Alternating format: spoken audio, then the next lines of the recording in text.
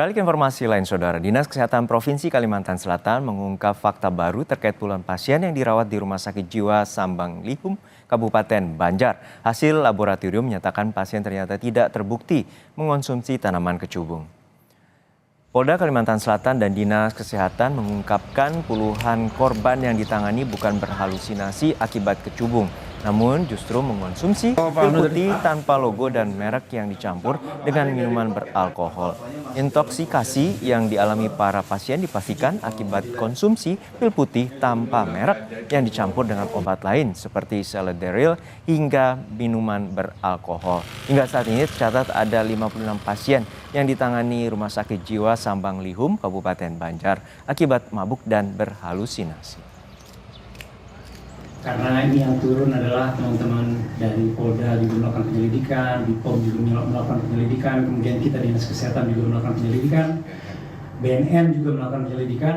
Hasilnya sampai dengan saat ini bisa disimpulkan bukan kecubung penyebabnya, tapi tadi seperti disampaikan ada obat tanpa merek berwarna putih yang dicampur dengan obat-obatan lainnya. Nah, jadi seperti itu kondisinya sampai dengan saat ini, informasi yang kita sampaikan. Yang kita dapatkan informasi untuk Sambang Lihum ya, karena kita melakukan penyelidik di sana, di Sambang Lihum kemarin ada 56 orang yang dirawat. Sebelumnya, polisi menyebutkan puluhan pasien yang ditangani di Rumah Sakit Jiwa Sambang Lihum bukan akibat kecubung, melainkan pil putih tanpa merek. Hal ini terungkap usai 2 pasien yang mabuk dan berhalusinasi karena mengonsumsi pil putih tanpa merek. Para pasien tersebut mendapatkan pil putih tanpa merek dari seseorang yang dibeli dengan harga Rp25.000 per butir. Saat ini, guna mengetahui kandungan pil putih tanpa merek tersebut, Polda Kalimantan Selatan telah mengirimkan sampel pil ke Laboratorium Forensik Surabaya, Jawa Timur. Dari keterangan 2 orang tersebut menyampaikan bahwa mereka mengonsumsi hanya pil putih yang tanpa merek dan tanpa logo yang mereka beli. Alasannya itu obat penenang. Jadi untuk yang pil putihnya tanpa merek dan tanpa logo sudah dikirim ke Laboratorium Forensik di Surabaya untuk mengetahui kadar kandungan apa yang ada di dalam pil tersebut. Informasi terkini soal konsumsi pil putih tanpa logo yang menyebabkan puluhan orang mengalami halusinasi akan disampaikan oleh jurnalis Kompas TV Salsa Imani di Banjarmasin, Kalimantan Selatan. Salsa, polisi dan Dinkes Kesehatan memastikan para pasien ini bukan halusinasi karena kecubung, melainkan pil putih tanpa merek. Lalu seperti apa tindakan pencegahan dan memastikan peredaran pil putih ini tidak terulang kembali di masyarakat?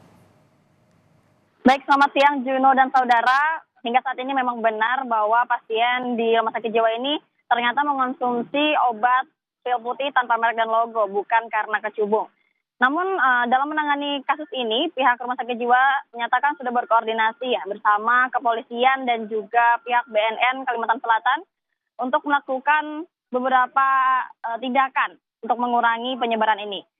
Terkait upaya BNN sendiri, BNN melakukan edukasi dan kunjungan ke beberapa sekolah-sekolah untuk menggambarkan serta mensosialisasikan seberapa bahayanya mengonsumsi kecubung dan juga pil putih tanpa merek dan logo ini. Kemudian dari kepolisian, mereka juga mengimbau kepada masyarakat agar tidak membuat atau menyebarkan konten ataupun informasi negatif serta hoaks. Begitu, Juno. Ya, Salsa, untuk saat ini masih ada 56 korban yang dirawat. Lalu seperti apa kondisi mereka? Baik, Juno, per 22 Juli saat ini total pasien yang ditangani oleh Rumah Sakit Jiwa Sambang Lihum sendiri ada sebanyak 56 orang dengan rentang usia 14 sampai 36 tahun. Nah, dari 56 pasien ini 4 diantaranya merupakan perempuan. Hingga saat ini di Rumah Sakit Jiwa mengupdate dari Rabu semalam total dari 56 pasien ini terdapat 40 pasien yang menjalani rawat inap, 4 orang dipulangkan dan 10 pasien melakukan rawat jalan. Kemudian dari keseluruhan pasien ini juga mereka sudah menjalani perawatan dengan sangat baik dan saat ini kadar intoksinasi mereka juga berkurang. Begitu, Juno. Baik, terima kasih atas laporan lengkap Anda, jurnalis Kompas TV Salsa Imani dari Banjarmasin, Kalimantan Selatan.